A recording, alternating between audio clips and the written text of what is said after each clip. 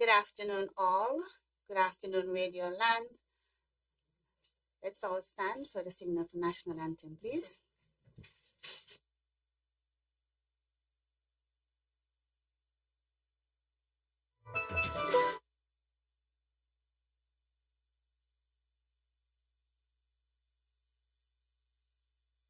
O land of beauty, our country where peace abounds, thy children stand free on the strength of will and love, with good in all our struggles, Saint Kitts and Nevis.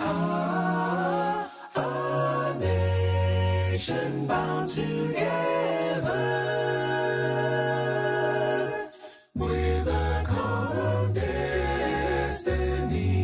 As stalwarts we stand for justice and liberty, with wisdom and truth. We will serve and honor thee. No sword nor spear can conquer, for God will surely find.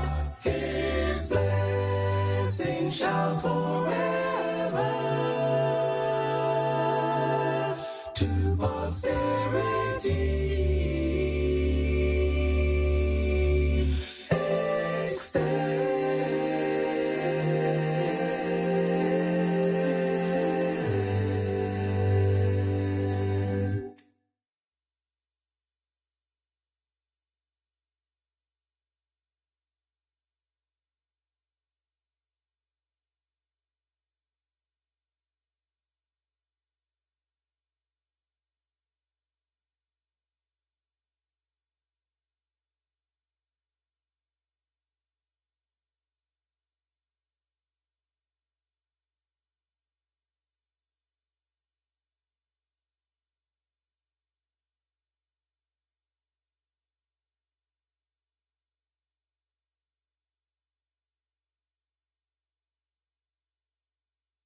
Agent Shamin Odin. This media conference is hosted by the Citizen Security Secretariat to update the general public about crime prevention efforts since the launch of the 90-day campaign against violence and crime in September 2024. The Citizen Security Advisory Council and Secretariat was convened by the Honorable Prime Minister in solidarity with CARICOM heads of government who have made a commitment to tackle crime and violence from a public health perspective by identifying the root causes of the problem and focusing on more preventative measures to bring about cultures of peaceful coexistence, civic responsibility, and care-centered society. It is important to understand that citizen security is not intended to replace traditional national security mandates and focus. In fact, the two should be understood as related but different. While national security is managed and maintained as a primary government responsibility carried out by the security forces, including the police, defense force, and border control agencies, citizen security, on the other hand, requires individual and collective responsibility of all our citizens. Citizen security is considered a government-led initiative, but must be community-driven in order to achieve success. Whereas national security focuses on state and border security, upholding the rule of law, criminal justice, law enforcement, and punishment, citizen security focuses on the socioeconomic factors that lead to violence and crime. So citizen security draws our attention to more preventative measures that require early social interventions and community-based engagement at all levels. In the spirit of partnership for an all-of-society engagement, the Citizen Security Advisory Council is comprised of representatives from various sectors, including public health, social development, education, national security, the private sector, the media, the church, youth, and international development partners. The diversity of the Citizen Security Advisory Council is intentional. The role of this body is consultative and advisory in nature to help drive the work and impact of citizen security-based initiatives. It's important to note that the work of this council is informed and guided by public health principles that are grounded in research and data. To understand the root causes of crime and violence in St. Kitts and Nevis, we rely on research and data collected from studies completed by local, regional, and international researchers. Research, therefore, is guiding citizen security recommendations for community-based interventions that help to interrupt the transmission of violence, break cycles of crime, and change norms of violence. Today, we are here to update the public about the successes and impact of citizen security interventions since the launch of the 90-day campaign against violence and crime. Crime statistics published by the Royal St. Christopher and Nevis Police Force in January this year reported an overall 11% reduction in violent crime, signaling a level of success with crime prevention efforts, not only on national security side, but also in relation to citizen security. And to the end of this first quarter of 2025, it is worth highlighting that there had been 0 gun-related homicides. However, given the recent domestic violence murder in one of our community nurses, it is clear that the scourge of violence and crime in our society is not just limited to gang-related incidents and warfare. Fatal violence is still happening in our homes, between spouses, children, family, and friends. This is why it is imperative for us to view the problem of violence and crime as a disease that threatens and affects all of us, even the most innocent and vulnerable. Therefore, we continue to call on all of society to take part in changing cultures of aggression, recklessness, and violence before it manifests into incidents of crime and loss of life. I must take this opportunity to extend condolences to the family, relatives, friends, and co-workers of Nurse Pitt, for those who closely knew her and who she was dearly loved by. Even though it is not discussed often enough, the reality and prevalence of domestic and gender-based violence is far too high.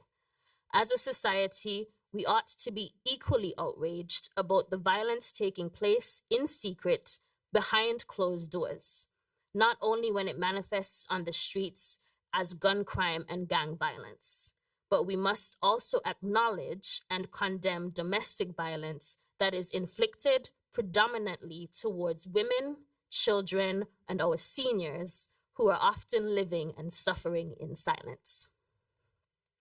Fortunately, under the leadership of the Honorable Dr. Terence Drew, this administration is taking the bold step to address the problem of violence at its root by taking the time to evaluate research, engage with community, and devise practical, systematic ways to respond to reported needs in an effort to prevent and stop cycles of violence and crime in the long term. Today's panel includes representatives of the Citizen Security Advisory Council who will speak to the work that is ongoing via citizen security. Ms. Eartha Carey is the acting coordinator of the Citizen Security Secretariat that drives the implementation of projects. Ms. Alicia Collins is a family counselor and community facilitator who leads mobilization and engagement efforts within the community. Sergeant Charmaine Adane is one representative from the National Security who works to expand the scope of community policing as a lead for the police force's National Intervention Team. And finally, Mr. Hans Richards is a local public health researcher who leads research and data collection around crime and violence its root causes, and prescribe solutions. Before we take questions from the media and persons who are here and members of the public, I will turn it over to Mr. Richards for him to present findings from the community consultations about what the root causes are and what recommended solutions were made by community members as well as other agencies. This information is being shared for public consumption to allow all of us to understand where preventative interventions are urgently needed. The information is intended to inform and empower individuals and community-based leaders and groups to take the initiative and partner with us in the fights to combat crime and violence together. Because to truly achieve safe and peaceful coexistence at every level of society, all of us need to play a part in extending care and condemning violent behaviors. It will take all of society to stop the spread of violence in all its forms and create truly safe, caring, and peaceful coexistence here in St. Kitts and Nevis. Thank you all. Please direct your attention to Mr. Richards for his presentation, and then we will accept any questions for discussion.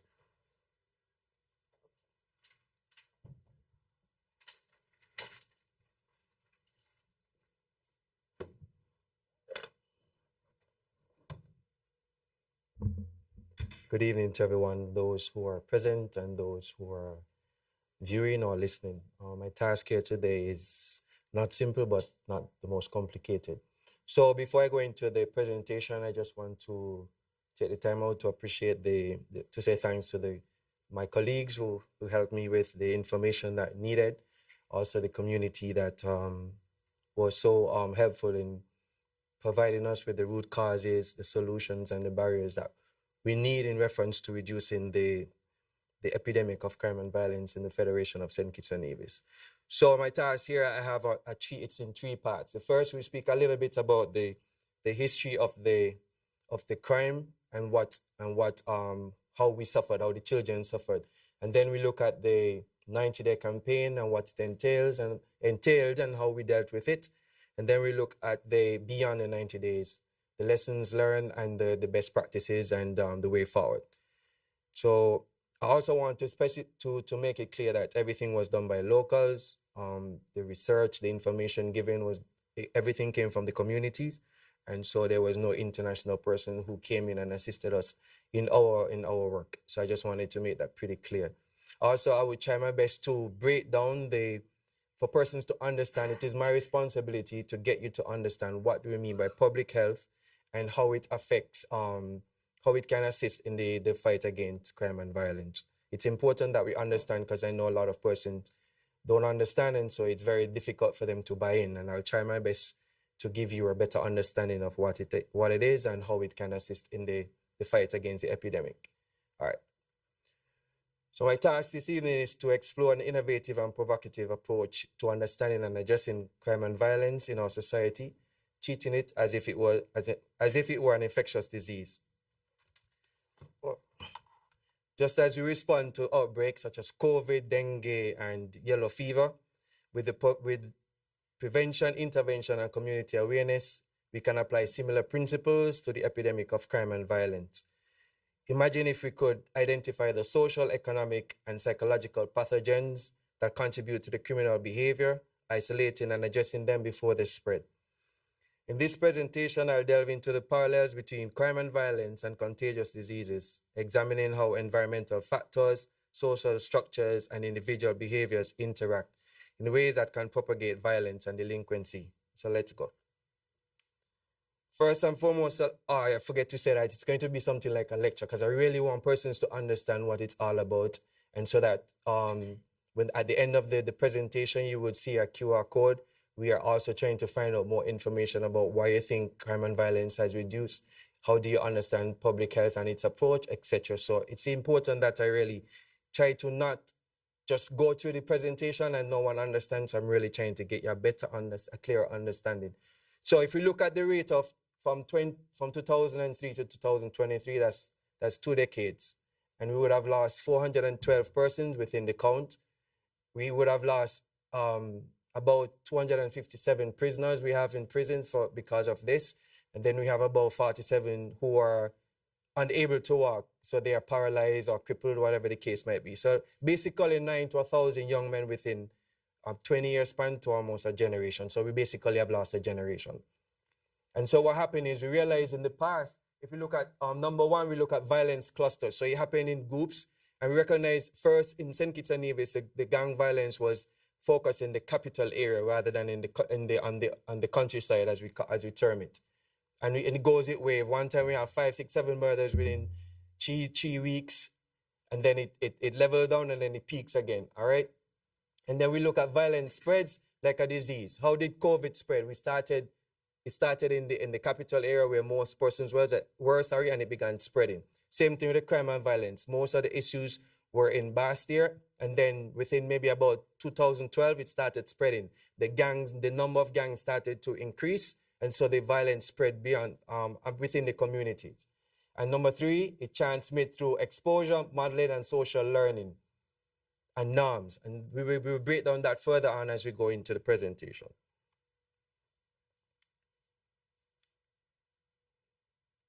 So the consequences are dire. On the right side, maybe some of it will be your left. We have some results from the research that USAID would have done on the gang and gang violence within the Federation. And that was our base to our way forward in terms of our approach. And we look at the impact it has on our children, both children and adults. But because of the age group in which we are focusing on, in which we are losing between 15 and 27, 28 average, it is important that I explain to you what happens to the children going forward if we don't stop the scourge or the epidemic. So we have increased risk of violent offenders. We have poor academics, because if you're in an environment where there's always gunshot and all you're hearing is gunshot, you'll be traumatized. And so you won't have time because you'll be wondering if it's your next, etc. We have increased depression, social ideation, and suicide attempts. All right, that's very frequent. And the most two I want to focus on is we look at the telomere. So it's a medical term, but what it is, I even work with.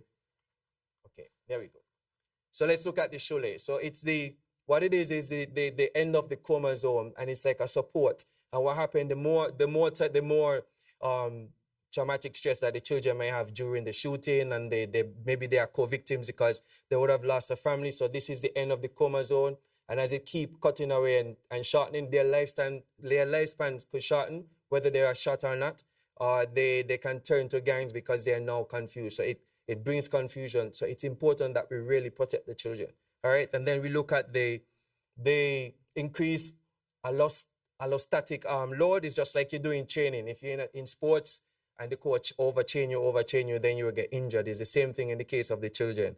So in the environment, to continue, no disrespect, but for example, areas where we had a lot of murders, Village, McKnight, in some cases Newtown, that overload on the children automatically cause them to cross over on the right side. So let's look at the right side.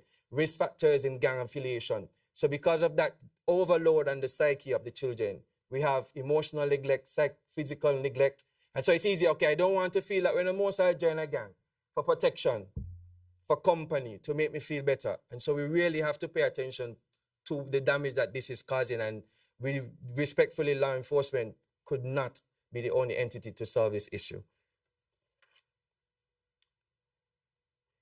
So I look into the idea now of what is public health. So before I do that, we have 3 very important contrast philosophy. So we look at science, which we are doing. We're searching for the truth. So science search for the truth, and you take the truth and you use it for medical reasons and for public health reasons. So you need to find out the truth first. So we use science to go and find out what the root cause is, what you think would be the root cause why we have crime and violence in the Federation. And from there, so we go to the medical doctor. Let's assume the minister, the doctor. I single-handedly will go to the minister as a doctor, and not in clusters or in a group. So she utilizes that truth to treat patient individually though, and not collectively. However, public health is different. Okay, there we go. Public health deal with everyone. All right, so whether you're sick, whether you're not sick, it's psychological, if it's mental, if it's physical, if there's none, they're starving from whatever the case may be, whether it's crime and violence, be it domestic or otherwise. So public health utilizes the truth to cheat the whole community. Case in point, good example, which we're going to come to, it's COVID-19, was the perfect demonstration of how important public health is to the community. And so with public health, there are 4 issues or 4 characteristics that any issue must possess or present itself to be considered a public health issue. Number 1, high prevalence. So prevalence is basically the number of cases that has already occurred. So if we look at St. Kitts, unfortunately, we look at St. Kitts, we have 64.6 per thousand population. So we're way beyond the epidemic mark of 10 per thousand population, 10 per 1,000 population. So we had 64, and that's 2023 results. And so the prevalence is high. So that's number 1. And so our crime and violence situation matches the characteristic of a public health issue. Number 2, the rapid increase of the crime and violence. Remember, I showed you how it started out with 8, 11, and then we start going into 20, 30. So we look at the rapid increase in the prevalence, and then the incident. The most recent, like last year, we had 28, 29 thereabout, and then the year before we had 31, if I'm not mistaken, or 30 like that. So the rapid increase in the incidents and the prevalence. Then we look at cost and burden. So that's number 2. Number 3, cost and burden. It is very expensive. It is about $100,000 just to teach one gunshot person to save them from being a fatal to non-fatal gunshot victim. Yes, that's the word. Thank you. Gunshot victim. So it's important that we understand the cost. So that's number 3. Just like COVID, very expensive. So it's the prevalence, the increase in the prevalence, the rapid increase, and the cost and burden. And number 4, the possibility that it must be dealt with from the community.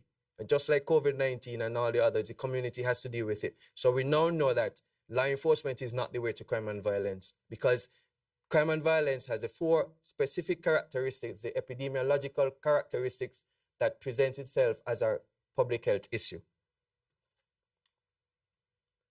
So now we're going to part 2. So in part 2, we look at the 90-day campaign. So like the minister mentioned, the Prime Minister, as a medical doctor, with his result from the USAID, decided that we should take a different approach, the approach that would probably assist in reducing the number of victims, be it fatal or non-fatal. And so we started what you call the 90-day campaign. And within that 90-day campaign, we visited basically all the communities. Some persons participated, some did not. And so you get another chance to participate when you use the QR code to respond to the survey.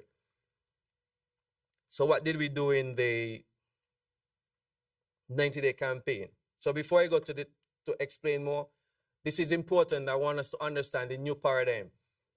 So how do we break down how does an infectious disease spread? Because again, remember that crime and violence show the characteristic of an infectious disease or public health issue. So we look at the host, what's responsible for the crime and violence, and who's responsible for carrying out, what do they use, and how it spreads. Just like our virus, remember the coronavirus, which everybody talk about. There were actually two for non-scientific term, 2 types of coronavirus that join together to create the pandemic that we call COVID-19. And then it was transmitted obviously to bats and humans, which was secondary transmitters or hosts. And so the 2 come together, they create the pandemic. Same thing with the crime and violence.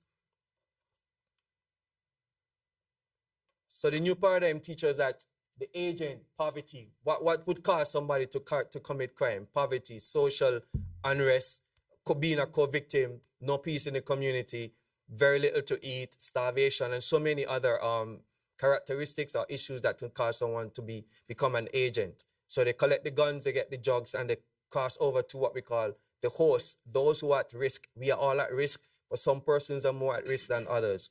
And so they utilize that space. And of course, the idea is I come to you, I can give you gold, I can give you a car, I can give you this, you can get $2,000 in a day, do this, do that, and then they become members of a gang, and it goes from there, and the numbers continue to increase. How does it spread? It spread in those same communities where we have at-risk youths and continuous crime and violence.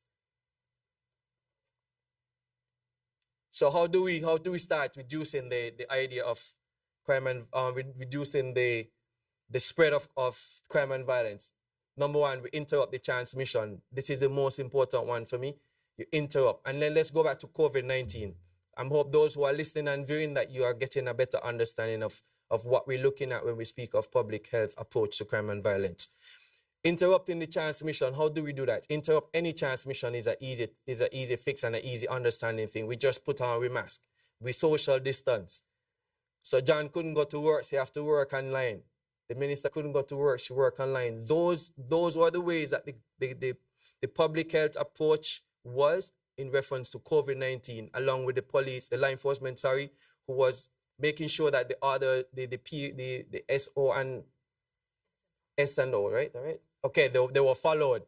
And so we now realizing again another characteristic, public health, law enforcement, interrupt the transmission.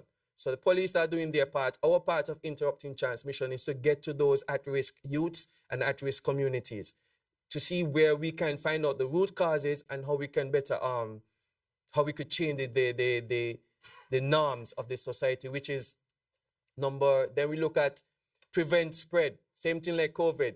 If you're going cough in somebody's face, put your mask on, put cough inside your hand. Same thing like crime and violence. How do we prevent future spread? Look at the root causes that we come up with that the person said would be the reasons for the cause of the crime, the reason for the crime and violence, and we try to reduce it or make it null and void. So that's it. That's how we do. That's what we did, and that's what we are going to continue doing to prevent future spread. And again, COVID changed our norms, right? Because we start wearing masks. Even though there's no more pandemic, people still wearing masks. And so obviously our norms were changed. It was a complete paradigm shift, and we're using that same direction. How do we change norms? So if you go to school hungry, we're trying our best to no longer allow you to go to school hungry. If you come home and there's no parent home because they have to work, we find some kind of sports or community activity to engage you in until the parent come or as close as possible. So we're changing norms. If you used to be in an environment where there's a lot of crime and violence, if the law enforcement deal with those who are responsible and give you a better environment to survive in so that you could study and reduce the chances of you joining a gang. So obviously somebody had to take responsibility for the work, all right? So we look at national security. However, national security's responsibility is so much different to citizen security. And so national security, their focus,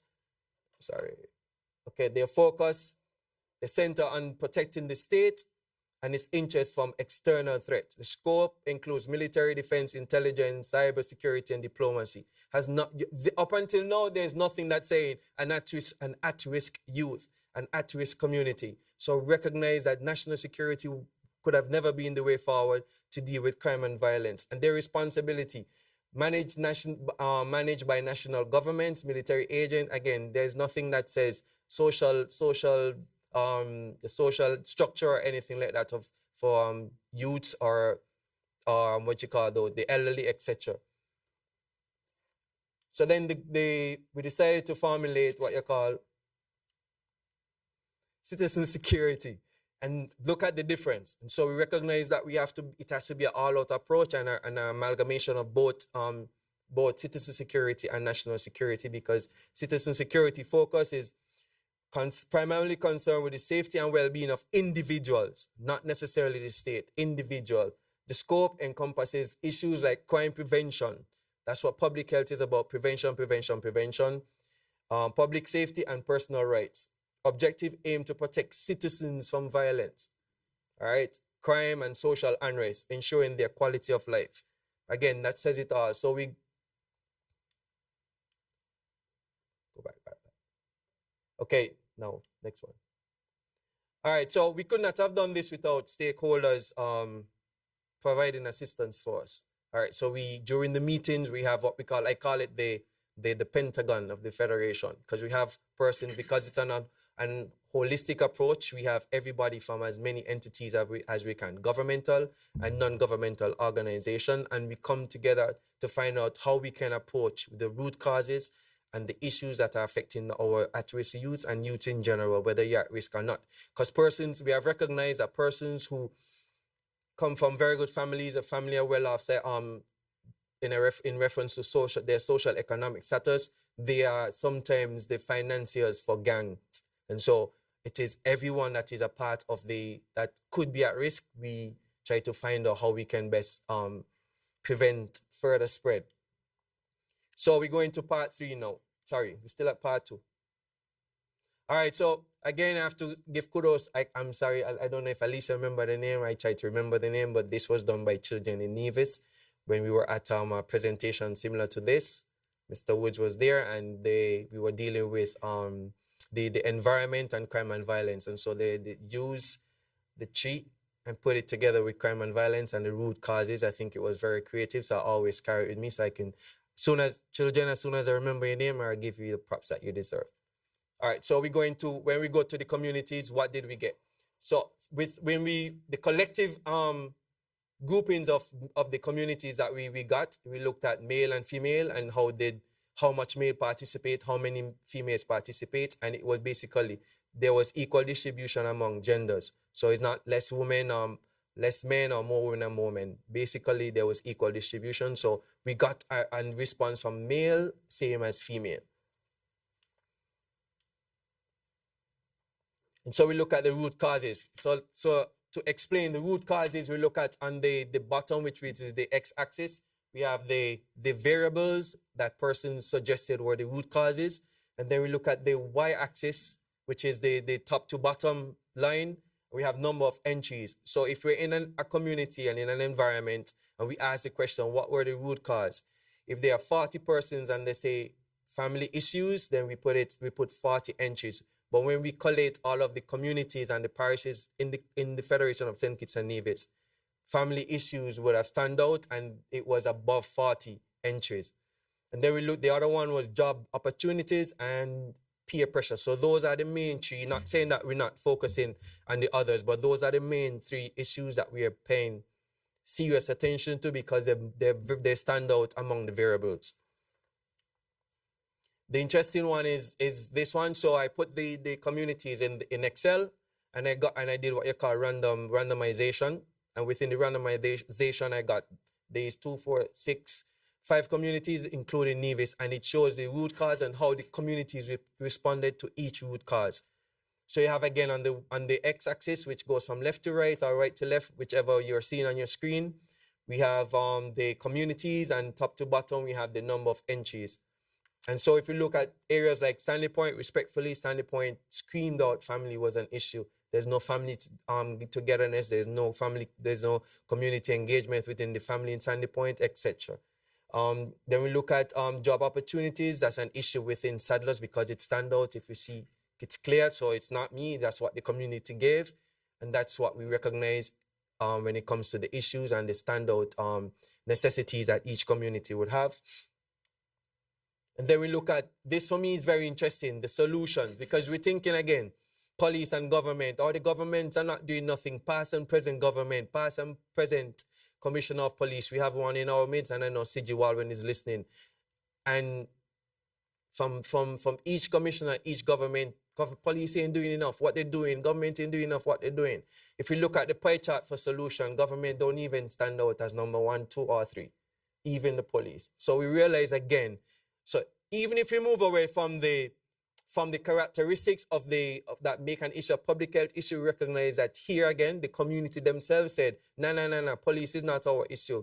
Government is not the issue. The community is the issue. The family is the issue. All right, so we look at the family, we look at the church, we look at the school, we look at the community. They stand out above police and government. And so we need to pay attention to our community. So those of us who are listening, we have to come up with ideas. We're coming back to you. And we're going to formulate groups. We're going to do whatever we do because we have to protect our state, because we want St. Kitts and Nevis to be the safest country in the region and by extension, the world, of course. And so we look at the most common the barriers that could prevent crime and the solution. So if you have a solution, so for example, in COVID-19, one of the barriers to reduce transmission, we put the mask. What would be the barrier for us wearing a mask? Maybe you're asthmatic, maybe you're just ignorant and you don't want to wear because you don't believe in what they're saying. So that's a barrier for solving the issue of spreading COVID-19. So what would be the barrier in our case? Again, lack of community activities, peer pressure, or I don't want them to say I'm doing this, I'm doing that, etc. So you're under pressure not to perform or not to take part in the activities, and lack of financial support. Miss Carey, I think, would be the person who will speak towards that, because that's an activity that's coming up where job opportunities and job education would be next on the agenda for the citizen security. Root cause leading to gang violence speak for itself.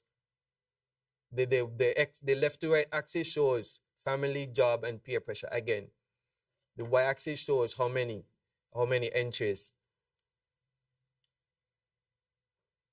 So the probability, the likelihood that someone will join a gang from a family with so many issues. Oh, my mother ain't home, mother have 3 jobs. Unfortunately, cost of living going up, my mother have 3 jobs, she ain't home. So the probability of me joining a gang is pretty high.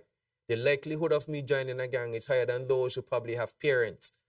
And it's significantly high than those who have parents and they're there 24/7. I know in my case, my mother was a housewife, so me ain't nowhere to hide, nowhere to go, 24/7 she inside. Unfortunately, that's not the case in some instances today. So, and then we look at job opportunity again. If there's no food in the house, some people have to survive. So whether it's parents doing it or the children doing it, they got to find a way to survive. So possibility of joining a gang and probably lead to murder is high. The probability and the likelihood is pretty high. And then we look at peer pressure. If I am from a community where there's so much gang violence and I train to be a nice boy and go to church and just properly, the pressure is going to be high because they're going to laugh. They'll probably eventually gang you and fight you. And you don't want that kind of embarrassment. You don't want that kind of shame. So you just basically turn over and give in to them. And then you end up, the likelihood of you joining a gang and committing murder is pretty high. So part 3 and the final part, thanks for everyone for sticking with me. I hope you're really getting a better understanding of the idea that we're trying to carry through when it comes to crime and violence from a public health lens. So after the 90-day campaign, what's next? So we're going to go and we try to formulate long-term strategies to deal with this, because obviously it's not an easy task. Many of the countries who would have tried the effort after 2-3 years, they gave up and the country returned to the instability that it had before the process of crime and violence from public health point of view. So we look at policy development, integrating health and criminal justice, and fostering resilient communities. So the communities have to also put out their hand and put up their hand. If you see something, say something. If you know somebody is involved in something, speak to them. Don't give up on talking. Like me and Matley always say, you can't talk enough. Always talk, always talk. Don't give up on the children. Sometimes your word could be the last word to change their lives. So we need resilient communities. So our desired outcome. So one of our desired outcome, maybe in the next 1 to 3 years, we would have a reduction in crime and violence. Well, gun crime and violence specifically, not saying that's what alone we're looking at, but that was the catalyst, or that was the main reason for our difficulty in St. Kitts and Nevis where crime was concerned. And so we wanted to see if we can get down to about 40% of in terms of the homicide and even the non-fatal shooting. So again, let's say we have 40 murders this year. It's talking off my head, and nobody say I want that. And then you get 40% of that will take us down to the mathematician. How much that cause you're smart? You're a mathematician. Okay, so maybe about 20, half, and then maybe 15. 15 should be, yes, 15. All right? So about 15 murders. You might say, oh, we have murders. Again, it is very difficult to stop crime and violence. But we try our best to see how much we can reduce it, and so one of our desired outcome is to see how much we can take it down, maybe at least 40%. For the past 6 months, St. Kitts and Nevis would have experienced an extraordinary transformation in terms of the number of crime and violence that we have. Gun crime and violence, which was obviously 0. Thank God. Knock wood. And then we look at last week, a number of us were here. We were at the RSS Security Council meeting and I think from government, from one leader to the next. And so we spoke about educating and assisting in other governments across the region, be it OECS, CARICOM, and by extension outside of the Caribbean. And so one of our desired outcomes is also, once it continues to develop and work, we want to carry it to the other ends of the Caribbean and the CARICOM so that they too can implement it, so that we can also have a safe region and we can have free travel among ourselves when it comes to free movement in the CARICOM. And finally, in terms of our outcome, I'm almost there. I think I have one more slide. And the focus of the community involved, so we look at sustain. How do we sustain it? We need finances, we need NGO support from different NGOs. Put up your hand and say, you know what, I can do this. I can help 2 children. I can help 3 children. You don't have to be a millionaire to support a child going to school. Make sure they have their books, their clothes, etc. You can make a big difference. So we need assistance from everyone for sustainability.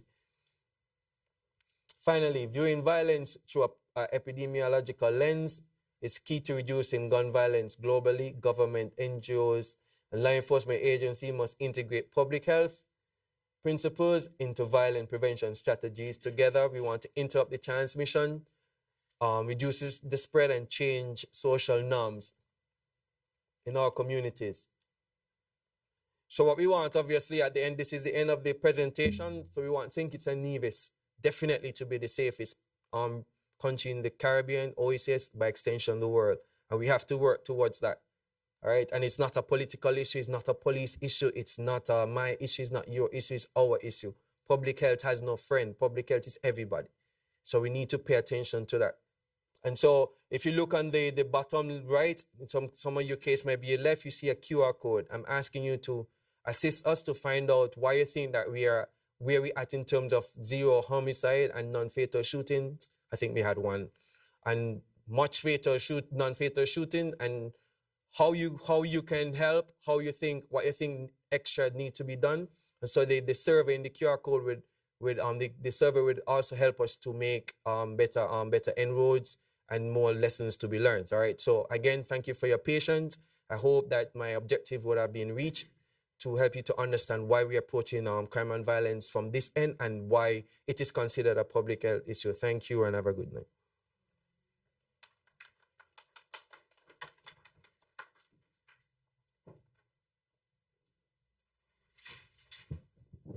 Thank you very much, Mr. Richards. So I think we open the floor to questions. We have everyone here on the panel today.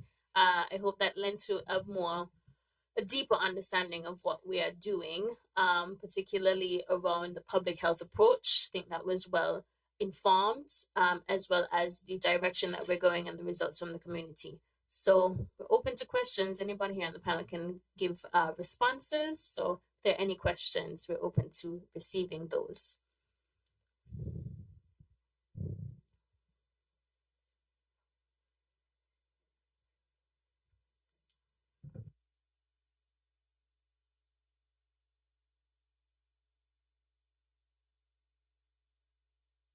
Police are doing a very good job. And the police and the community, where we are in a good stead. Some time ago, I mentioned the firearms and how they get in here, and they must be stopped. Well, we at that point now, but we had the statistics from 2003 and beyond. But before that, I have ones in the 70s, the 80s, and the 90s. Sports in school, boys brigade, you know all of those. I older than all of you, so. Those are the things that kept us good up to that point. And it's after that we get where we are now. We're at a good point now, so we need to start again now in the schools. Cricket paying big money now, which I was there at that time when I was playing so much cricket. Put cricket in schools program. At the intervention program I went to, I put a cricket question to the class. I said, anybody tell me a West Indies cricketer, you get something. A fella came up and said, Michael Louis, first petition to make the West Indies team. I gave him 10 US. As soon as the question come out my mouth, he man reach up. So they know. So cricket in schools Well, I was around when we won the netball championship and so forth. How you think that came? That was from school. Them people were young people, and they did all that. So sports and the very, as I say, cadets and music, and we got the avenues here. Defense force with the band, cadet in the school, and all the boys brigade and so forth. And by the time them people come to the next 15 years, we'll be still at zero homicide for a long time. Thank you. Thank you very much, Farm Commissioner. Austin Williams, I want to also, thank you for the commendation. I certainly agree with you that national security has been doing an excellent job to make sure that, they are in the communities. And, we have Sergeant O'Dane here, who is part of the Community Policing Initiative and National Intervention. So thank you for the commendation and for the recognition that national security is doing. And you make a very good point, which is the call that we have. The data shows us that, lack of community activities, and perhaps we're still in the post-pandemic period where, everything has shut down. But that is really the call that we have. Thanks to the Minister of Sports and the Minister of Education for bringing sports back into the schools. So we see that revival. But I think it's also important for us to acknowledge and recognize that outside of sports, outside of school, because not everybody in school are going to gravitate to go into a sport club and going to be the best. But we also want the community. Remember when they used to have community leads, you could just go down by the basketball court and you have games, community to community. We also want to encourage those things and encourage the community and non-governmental agencies, churches to revive the community ministries for our children, our young people, and not just them, but also adults, women's ministries, men's ministries. Everybody needs some support system to be able to have positive engagement.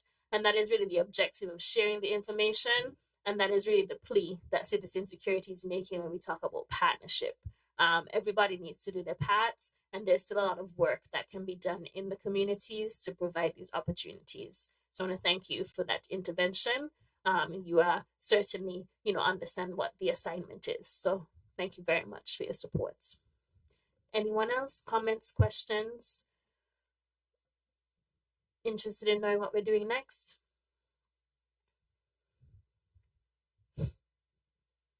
Anyone on the panel? Sure, yes. So since there are no questions right now on the floor, I would want to extend to persons on the panel to be able to speak to, we'll have Ms. Collins, who was lead in terms of facilitating and mobilizing the community. And I would also invite after her Sergeant O'Dane to speak to what national security is doing. And then we have Ms. Carey, who at the end will speak to some upcoming initiatives through citizen security. If there are no questions, but of course, feel free to intervene at any other point in time. Yes, Ms. Collins. Good evening, everyone. So my colleague, Mr. Hans Witters, would have shared, just like in healthcare, we use prevention, early intervention, and the long-term recovery plan to promote healing and change. And so some of the activities that we have been doing out in the community, it has been extensive work, but we are reaping our due rewards. And so some of these include in the early detection and intervention aspect, which speaks to the interruption as well. We have been doing youth assessment and guidance for future. We assess young persons to understand their risks and the potentials, and we guide them to more positive goals and away from more harmful behavior. We also have been doing intense family support in our communities, and we have now families. We saw one of the major risk factors, the highest, the root cause would have been family issues, and now we see families are reaching out to us. They're asking for our support in the homes. How can I communicate better with my child? I am a parent, a mother, a father. I am a grandmother who is raising a child, and I have suffered from a lot of trauma that I've never gotten the chance to heal from. How can I not pass on this trauma to my children? And these are things that we have parents are saying to us, and this is a huge turning point for us here in our society. As we know, mental health and counseling was seen as a taboo once ago. We're also looking at the strengthening and protective factors We are creating positive engagement for our youth in communities. We continue to work with NGOs, with churches, with schools, and the wider community and their leaders to keep young people positively engaged. We are also doing intense conflict resolution and emotional regulation training out in our communities. We would have trained over 15 family support agents who are going to be installed in the different communities to provide that support, because the National Counseling Center, we only have 3 family counselors for the entire federation. And so we are building capacity in the communities as well. In relation to our community-based treatment and healing, we are doing intense mediation within communities and families. So we are providing direct mediation services to calm tensions and to stop violence from spreading. And this mediation helps to rebuild trust, and it strengthens relationships within families and neighborhoods. We have also been focusing on restorative justice practices. We promote accountability and healing through dialogue. And this brings together those who have caused harm and those who were affected, to bring them together to repair those relationships and restore community balance. We have been doing rehabilitation and reintegration support. So we have been working extensively as well with His Majesty's Prison, the staff and the residents there. So we have implemented a rehabilitation program where we work with the residents at the prison to provide support in preparing them in being reintegrated back into society. And once they are back into society, we also work even before they get out to build those community pillars as well, and those family dynamics, strengthen those family dynamics so that they have that overall support. And in doing so, we are reducing recidivism all around. Those are just some of what we have been doing. Thank you very much, Ms. Collins. So you can hear the whole gamut in terms of the preventative from young people as well as those who have who are currently incarcerated and looking for reform. So these are initiatives that, of course, are done through government programs that have existed for a long time, that do exist, and that we have been evolving. So the Ministry of Social Development leads a number of programming in the community with the national counselors and the family counselors. Elevate is the program responsible for the reintegration and the dealing with incarcerated persons, and of course community development and social services, and by extension other agencies and education certainly work with parents and seeing how we can strengthen those programmatic approaches through the government. But there's always space, as I say, for more community-led approaches. So that is what we are encouraging. Sergeant Adane, from the national security side with the National Intervention Team that you lead, tell us what you guys are doing in partnership. Good evening to everyone. Yes, I am in charge of the National Intervention Team for over a year and about 8 months. We are geared towards community policing, targeting and bridging that gap between the police and the community. We also involved in intervention. We have done it through culture, education, sports. We also involved with bringing back the prison ambassador for youth. We engage them very often in taking them to do presentation and engaging our youths. We also have police clubs. We also are involved in police camp. We have an ongoing camp going on, our second annual Easter camp. We have daily over 150 children. Should be closing off tomorrow with a fun day at Brimstone Hill, learning about our history, and then we are going to engage in fun activities. These children also have been learning drills, which is a form of discipline, and they will display what they did to the younger children tomorrow as well. We have a drum corps as well ongoing. We are also involved in a lot of summer camps. We do youth presentation, career day. We have, after the 90 days, we have reinstated the Teens and Police Services. This is geared towards bridging gaps with our high school students since February of this year. Most of the high schools are very much involved, even the private. I think that's it from my end. It's a lot, but that is it from my end. We complement the district police as well when it comes to community engagement. We're not departmentalized that we only do community policing. Community policing is also involve every police officer. So we're out there. You're seeing the commissioner presently out there consistently engaging the community. So it's all hands on deck when it comes to bridging that gap with our community. Thank you very much, Ms. Odane. And I think it's insignificant for us to note and highlight what you said in terms of even through policing is taking a bit of a softer approach to re-engage with the community and rebuild trust, which is, I think, very important and contributes to the increased rate of resolving some of the crimes that we've seen. And, I want to, commend the police. I know the commissioner typically comes to report to the cabinet in terms of the work and the strategic plans. And of course, commend you, Sergeant Odane, for the community policing, because I know you also increasing your partnership and collaboration with the Ministry of Education that has really been appreciated through the liaison officers.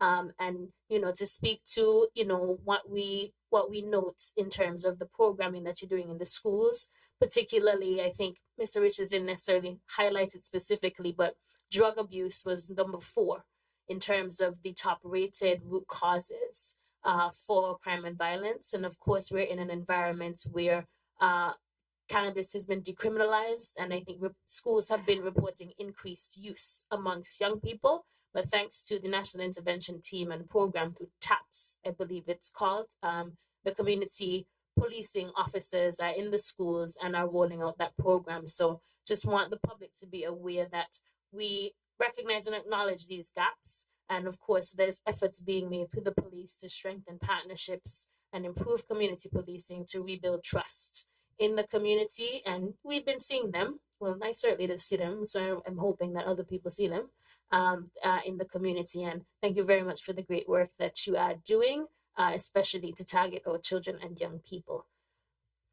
I'm going to ask Ms. Carey now to speak a bit more specifically to what we have been driving and leading from a citizen security perspective in terms of some of the projects to help inspire others to come on board and to partner with us in terms of initiatives and what you can expect from us for the upcoming year. Good evening again, all. Before I dive into that, please allow me to say a big heartfelt thank you to all our stakeholders, community partners, and agencies who have been on board with us from the day one, which was back in September of 2020. And even before that, persons was already on board. And they have been supporting the national effort to address crime and violence through a public health lens. Your unwavering support has been invaluable in driving this progressive shift in our approach to citizen security. Now, over the past year, we have seen meaningful impact through the various community consultations that my colleague and I spoke about earlier. We have done engagement sessions, and the most notably, the 90-day campaign against crime and violence, which was launched back in 2024.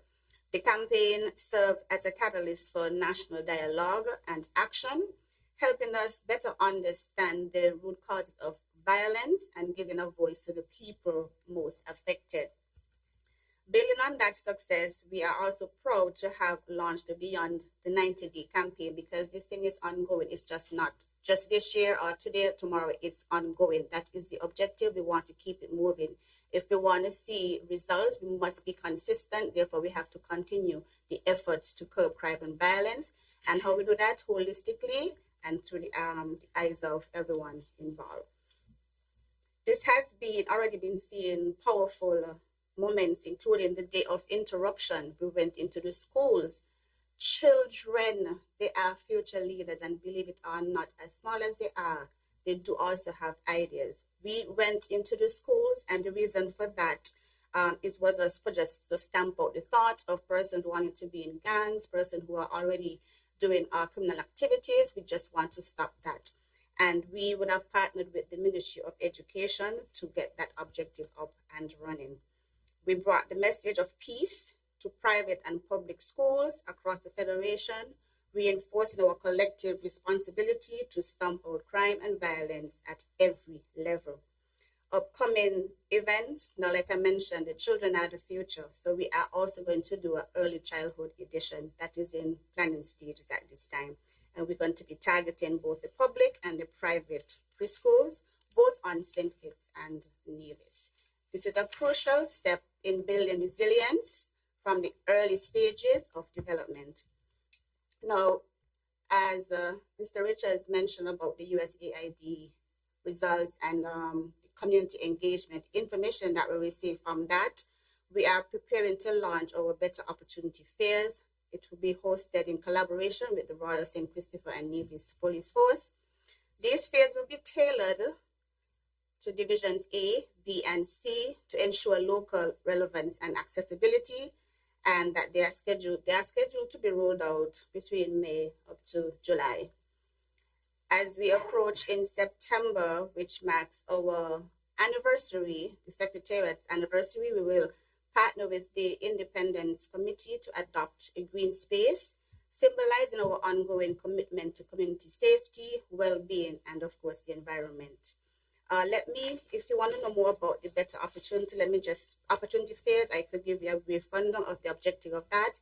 It's to provide a holistic approach to crime and violence prevention by offering at-risk youth and families access to career readiness programs, parenting support, employment opportunities, skills training, and community resources to break the cycle of social and economic disadvantages. And you have heard so far what we have been doing in collaboration to bring results.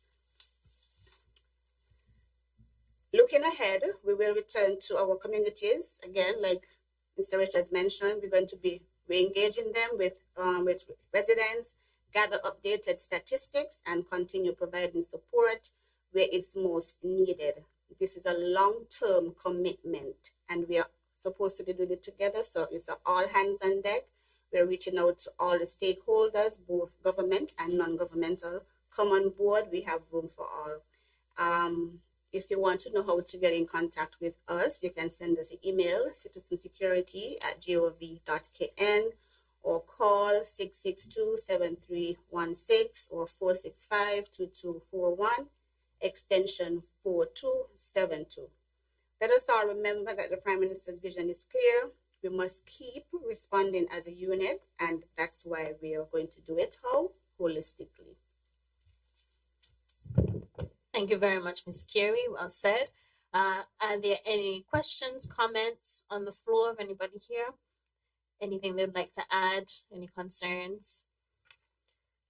If not, I would like to reiterate the point that, we are here as an update from Citizen Security to let people know that the work is ongoing, that we continue to partner, and that we continue to encourage support and collaboration. You have the contact information on the screen. Please reach out, even if it's just to be able to come into your communities or your spaces, your organizations, your churches, your youth groups for a delivery of this presentation, for a more intimate discussion around the issues, to be able to have a little think tank or ideation session around what you can do in your specific locality.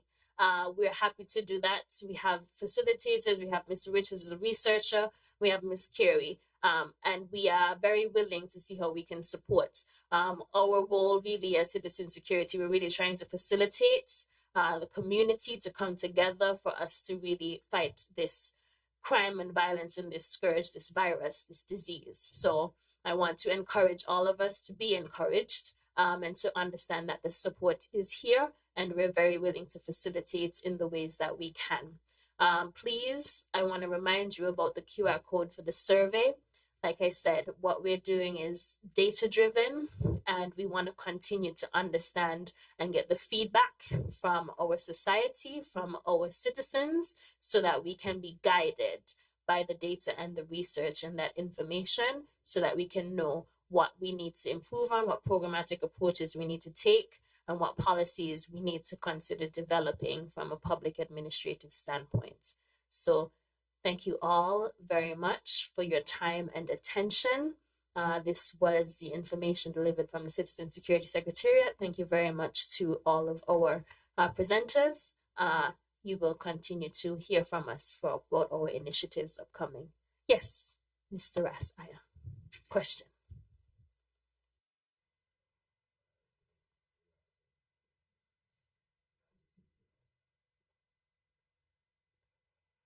Give thanks, greetings to the family, and good day to greetings to all. I'd like to just emphasize on something. I realize you all ain't talking much about hikes and them things that I just talk other things generally about. But hikes is something can integrate our people into the atmosphere as we're aligning ourselves, we say, we're looking into what we say a green. No, well, we're ready for it, you know. We have a lot of work. I just don't follow everything I say, you know, but we need to be realistic in how we're approaching things. So I hope that some of these things can take an initiative towards bringing in these as a gesture and not just looking at certain things, but because of the society.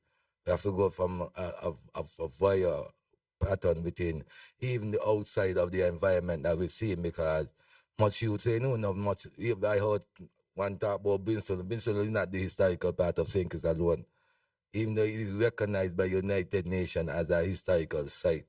There's more than Brinstone is its own in St. Kitts and Nevis that we need to enhance and bring to the young ones them that they can have a reenactment of our people who have struggled to these things and bring out reality of what we struggle went through.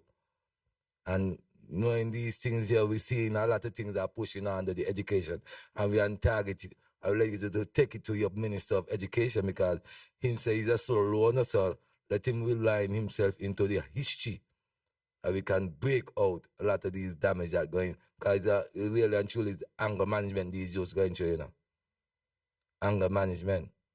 We hear that I talk about her, and I think carry a rasta in a school to talk to the youths. They might call everybody to go to the youths. Well, her be no drugs, you know. So let us get more frank and we talk more value within how we going and approaching these things here. Because me use her when I was in school, I may not have no trouble going in school. But me run here from some of the things that the teacher them are teaching us. So give thanks. Thank you very much, Rasaya. I would want to agree with your position in relation to getting out in the environment. I agree that hikes and these kinds of activities in nature, I think, are very helpful. And so I would take your point as you volunteering to support in terms of maybe the Nyabingi tribe can arrange some hikes to some more historical places. Apologies if I got the name incorrect. Yes, this is true, and I would want to let you know and let the public know, if they're not aware, the Departments of Youth Empowerment actually hosts a Green Thumb program, and they take hikes to different places monthly. And so that's an initiative that is driven by the Departments of Youth Empowerment. So Rasa, if you have any suggestions of where they can hike to next, we will certainly take it. You can pass that on. You're always in my office. So thank you very much. And we take the point. Obviously, I know the National Drug Council is doing some work to make sure we get into the schools, and perhaps I also take your point in terms of the way that people see the herb as something that the Rastafarian community ought to educate on, in terms of the respect and how it ought to be used for rituals in terms of faith-based engagement, as opposed to being abused for use for repression of emotions or trauma. So thank you for that. I want to encourage you to please continue to talk to the persons who are in those spaces and volunteer time if you are interested. That would be supportive for us. So thank you very much. Anyone else? Comments, questions, points of attention? Okay. Anything else from the panel? Anybody else want to say anything? Sure, Miss Collins. I recognize persons are asking how they can contact us for family counseling support. The number is 465-5000. That's at the National Counseling Center. And we can also be contacted at Elevate via email, elevate.gov.kn, elevate@gov.kn. Okay, thank you. Hope we have those numbers noted. if there's nothing else, I think this is prime time for us to wrap up. I want to thank everybody for their time and attention. Thank you to the stakeholders for being receptive to our invitation and for showing up. We really do appreciate you. And of course, to persons in the media, persons in radio land who are listening and viewing, thank you for taking the time to tune in with us this evening, and wish everyone a safe and peaceful evening and safe return and journey home. Thank you very much.